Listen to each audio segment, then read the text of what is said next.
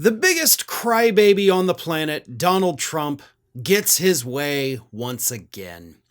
About a week and a half ago, Donald Trump decided to go on a tantrum, if you will, on Truth Social, whining about the fact that flags were going to be, in his words, at half-mast during his inauguration.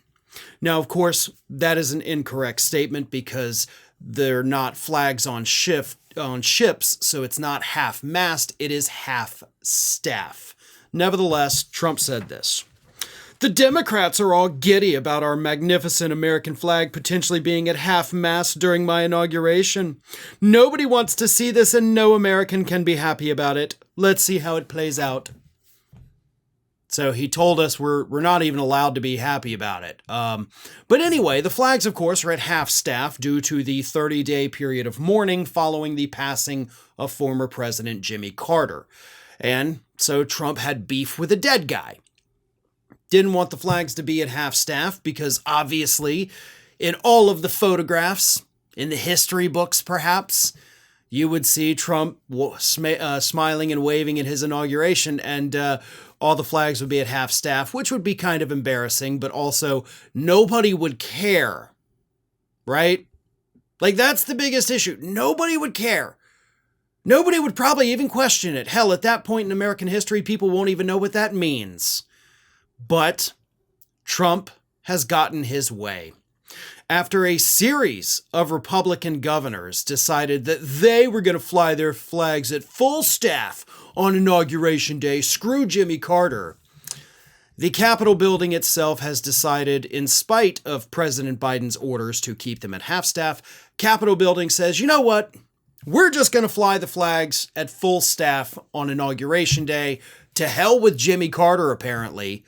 And we're giving in to Donald Trump and his massive temper tantrum. Here's the list, by the way, of the governors who said that they were just going to ignore the national period of mourning and run them at full staff anyway. Alabama Governor Kay Ivey, Texas Governor Greg Abbott, Nebraska Governor Jim Pillen, North Dakota Governor Kelly Armstrong, Tennessee Governor Bill Lee, Florida Governor Ron DeSantis, and Iowa Governor Kim Reynolds. So you already had a lot of pushback. These people said to hell with it. Trump's already running his flag at Mar-a-Lago at full staff. Even though, again, flag code says you're not supposed to do that. Nothing matters. Nothing matters to these people. But I do like the precedent you are setting. You're telling us that, of course, we can just ignore the national period of mourning, and we don't have to fly the flags at half-staff if we don't feel like it. That's good news, because y'all aren't going to be around forever either, right? And there will be a national period of mourning when Donald Trump finally departs this earth, or when Supreme Court Justice John Roberts does.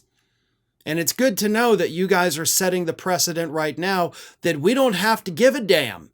We can fly those flags full staff if we want, and by God, you better believe I will. So, thank you for giving in to this man's temper tantrum and therefore setting the precedent that we don't have to even pretend to care when these people finally kick the bucket. With Trump's upcoming inauguration, the stakes couldn't be higher for the next 4 years.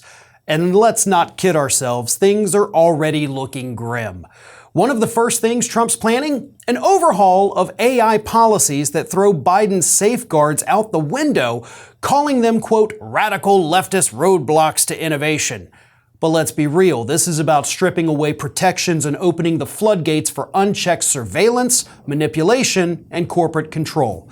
So of course, the right is going to frame this as freedom for technology, while the left waves red flags about fewer rules, more spyware, and zero regard for human rights. Factor in Elon Musk and Trump's corner, and you don't have to stretch your imagination to see how dangerous this gets. The line between truth, opinion, and propaganda will blur completely. And that's exactly why I've been partners with Ground News for a while now. They're an independent app and website, yet one of the few places left where clickbait and algorithms aren't manipulating what you see and hear. Instead, they help you cut through the spin by seeing all sides of how news stories are covered or ignored, across the political spectrum. And with their new daily briefing, Ground News makes diving in deep easier than ever. It's quick, no-nonsense rundowns of the day's most important stories from every angle. This isn't just about staying informed. We're staying ready. Knowing what the other side is up to is how we spot the lies, challenge what doesn't add up, and fight for the future we deserve. That's why we're offering 50% off their top-tier Vantage plan for under $5 a month, the biggest discount of the year. Go to ground.news/ROF or scan the QR code right here to subscribe. You're doing more than supporting my channel. By subscribing, you're helping ensure that independent voices like ours don't disappear. Plus, it's their biggest sale of the year. Grab it for yourself, or better yet, gift it to that MAGA uncle at Christmas. He won't even realize you're doing him a favor by saving what's left of his critical thinking skills.